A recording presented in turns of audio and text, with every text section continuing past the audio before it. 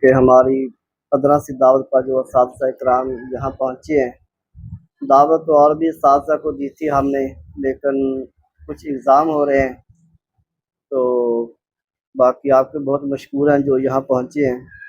مقصد یہ ہے کہ پاکستان میں نظام تعلیم کو جو درپیش چیلنج ہے، سب سے بڑا چیلنج یہ ہے کہ ہمارا جو ڈیوائڈ ایبل نظام تعلیم ہے، کہ جو ہمارے دینی تعلیمی ادارے ہیں ان میں صرف زیادہ دینی تعلیم کو ہی فوکس کیا جاتا ہے، جا کے اکنامک معاشرت کے حوالے سے اور دنیا کے جو بدلتے تناظر ہیں ان کو سمجھنے کے لیے اس پہ کوئی کام نہیں ہے۔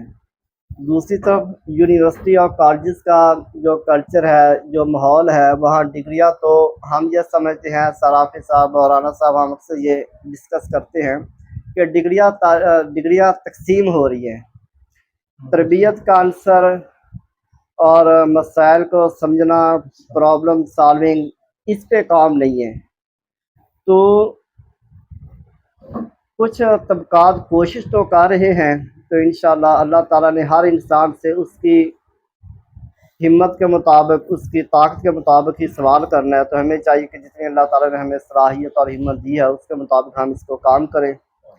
تو ہمارے کچھ معزز مہمان اس پہ اظہار خیال کریں گے۔ سب سے پہلے میں ملتمس ہوں گا محترم قاری عبدالرشید صاحب، اور یقین کریں ان کی جتنی سادہ شخصیت ہے اتنا ہی یہ اپنے دماغ کے اندر بہت زیادہ ویژن رکھتے ہیں، تو یہ کوشش کر رہے ہیں۔ اپنے دارالسلام ادارے کے اندر ماشاءاللہ 4 پوزیشنیں انہوں نے حاصل کی ہیں، 5، لیکن یہ کہتے ہیں کہ ہمارا یہ ٹارگٹ نہیں ہے، اس لیے ہم نے کبھی کوئی نہ کوئی سائن بورڈ لگایا، نہ کوئی ایڈورٹائزمنٹ کی۔ تو ان سے میں گزارش کروں گا کہ وہ ایجوکیشن کے حوالے سے چند منٹ کے لیے ہمیں نصیحت بھی فرمائیں اور اس پہ اپنا اظہار خیال فرمائیں۔ تو اس کے بعد اینڈ میں ہمارے معزز مہمان پروفیسر عطاء اللہ گلزئی صاحب، جو کہ پاکستان میں مرکزی مسلم لیگ کے شعبہ تعلیم کو یہ ڈیل کر رہے ہیں، تو ان کی بھی یہی کوشش ہے کہ ہم پاکستان کے نظام تعلیم کو کس طرح بہتر کریں۔ انشاءاللہ اینڈ میں ہم ان کی نصیحت سے بھی مستفید ہوں گے۔ اس سے پہلے ہم اپنا جو ہمارے دو تین مہمان ہیں وہ انشاءاللہ اظہار خیال کریں گے۔ تو قاری صاحب سے میں التماس کروں گا کہ وہ ایک تلاوت کے بعد اپنی مفید نصیحت سے ہمیں نوازیں۔ محترم قاری عبدالرشید صاحب، سرپرست دارالسلام اسکول ہائی اسکول جوہر آباد۔ أعوذ بالله من الشيطان الرجيم. بسم الله الرحمن الرحيم.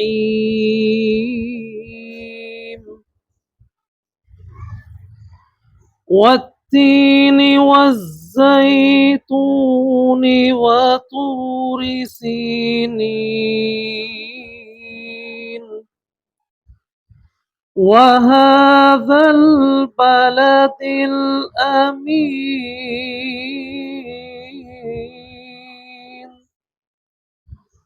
لقد خلقنا الإنسان في أحسن تقويم ثم رددناه أسفل سافلين إلا الذين آمنوا وعملوا الصالحات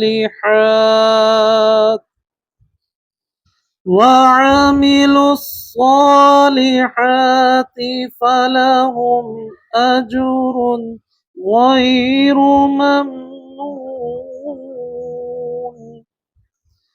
فما يكذبك بعد بالدين. أليس الله بأحكم الحاكمين. بسم اللہ الرحمن الرحیم۔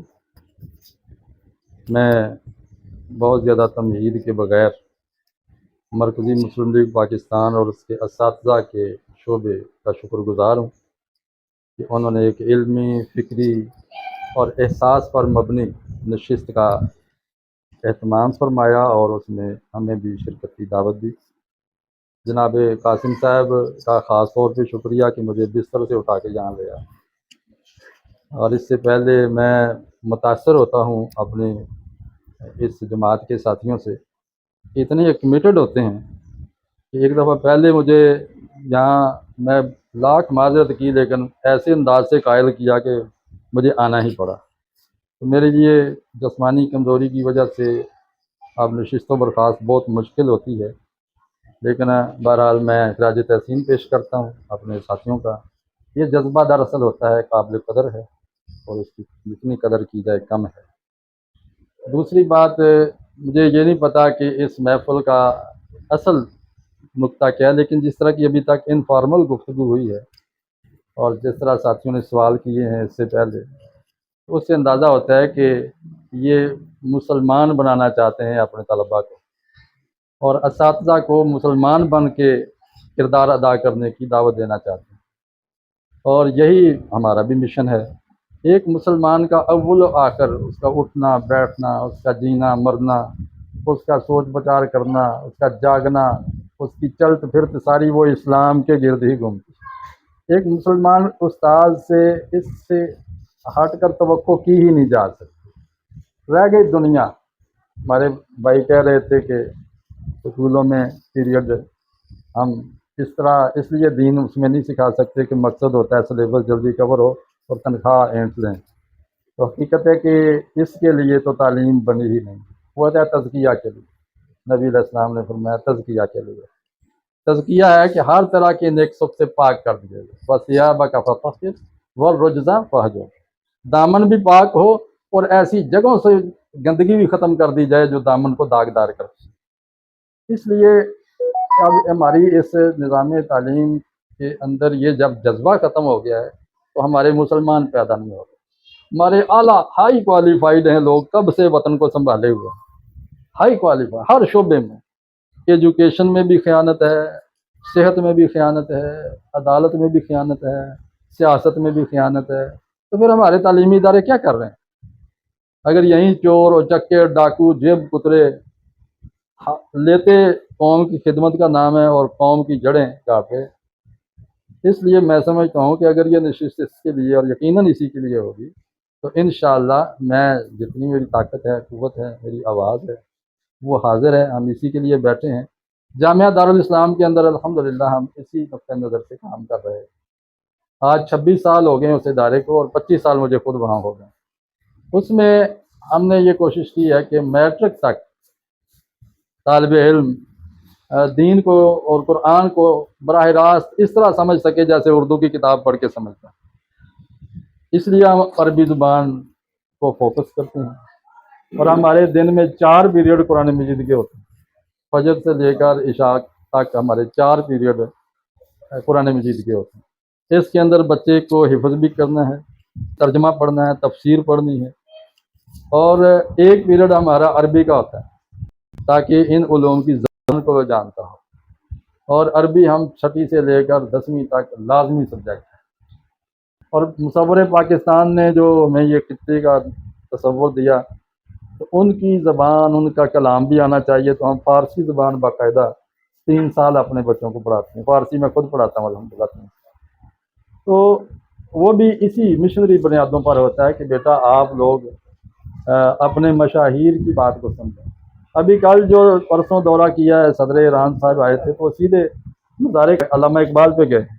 وہ کیوں گئے ہیں کہ انہوں نے ان کے کلام سے ایک جذبہ لیا اور اسلامی انقلاب، جس کو وہ اسلامی انقلاب سمجھتے ہیں، وہ برپا کر دیا، اور پرانے کے تو آتے ہیں، ایسی شخصیات کی قدر کرتے ہیں۔ اور ہم ہیں کہ اپنے بچوں کو کلام اقبال کہ ہمارے جو پروفیسر ہیں وہ بھی جب کوئی شعر پڑھتے ہیں تو اس میں غلطیاں ہوتی ہیں، سمجھتے نہیں ہیں، غلطیاں ہوتی ہیں۔ ہم اس لیے زبان بھی پڑھاتے ہیں الحمدللہ۔ اس کے باوجود کہ ہم میٹرک ود آرٹس کر رہے ہیں، لیکن اس کا نام ہم نے میٹرک ود قرآن رکھا ہے۔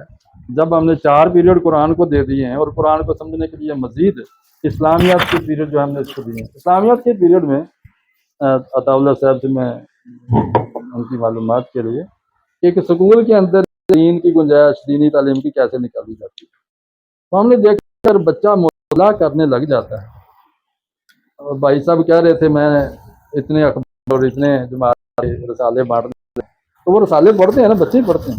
अगर बच्चा घर में एक रसाले के 20-25 सफ़े एक नशिस्त में पढ़ लेता है तो इस्लामियात की किताब पढ़ने में कितना टाइम लगेगा?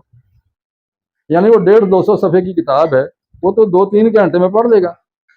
जब एक किताब इस्लामियात की 2-3 घंटे में उसी से मरूदी सवाल भी कर लें, उसी से उनको उनके व्यूज़ भी ले लें, क्या समझा, हासिल मुताला सुन लें, उसके नोट्स वो ले और उसको बयान कर दे, उस पर मजमून लिख के दिखा दे। हमने इसी तरह किया। तो इस्लामियात की किताब को हमने इस्लामियात के पीरियड में पढ़ाया और 6 पीरियड हफ्ते में, और उसमें हमने देखा कि ये तो इन्होंने महीने में किताब अच्छी तरह पढ़ ली। फिर उसमें हमने एक सीरत की किताब रखी, वो 2 महीने में पढ़ ली। फिर हमने एक फ़िक़्ह की किताब रखी जो उर्दू में रसाले हैं, इस्लामी ज़िंदगी गुजारने के लिए जितने मसाइल चाहिए इस उम्र तक, वो उनको पढ़ाए। फिर हमने इस्लामी लिटरेचर, इस्लामी शऊर पैदा करने के लिए, दीन का फ़हम देने के लिए वो पढ़ाए। तो देखा कि मैट्रिक तक बच्चे ने हमारे आका हुज़ूर, हमारे रसूल पाक, हयात तैयबा, अर्रहीकुल मखतूम, मोहसिन इंसानियत, मोहम्मद अरबी, 6-7 किताबें मैट्रिक तक सब। आज भी मैं अर्रहीकुल मखतूम पढ़ाई है, यानी 10वीं जमात को हम पढ़ा रहे हैं और निसफ होने वाली है। और वो तारीख के पीरियड में हम उसको अब ले गए हैं, यानी मुताला पाकिस्तान के पीरियड। तो मुताला पाकिस्तान तो मुताला इस्लाम से शुरू होता है। तो इस तरह करके उसमें हम अल्हम्दुलिल्लाह कर रहे हैं। इस तरह फ़िक़्ह की भी किताबें, इस तरह लिटरेचर की किताबें हम दे रहे हैं। तो शेख साहब की गुफ्तगू के लिए मैं तो आया हूँ दरअसल, तो मैं शुक्रिया अदा करता हूँ कि आप लोगों ने मौका दिया, और मैं अपने साथियों से गुजारिश करूँगा कि आप यकीनन कर रहे होंगे काम, इसीलिए तो यहाँ जमा हुए हैं, तो अपनी रुदाद हल्की फुल्की ज़रूर सुनाइएगा और उससे हम एक दूसरे से रहनुमाई लें और इस तरह की महफ़िलें हम बर्पा करते रहें। वाक़िर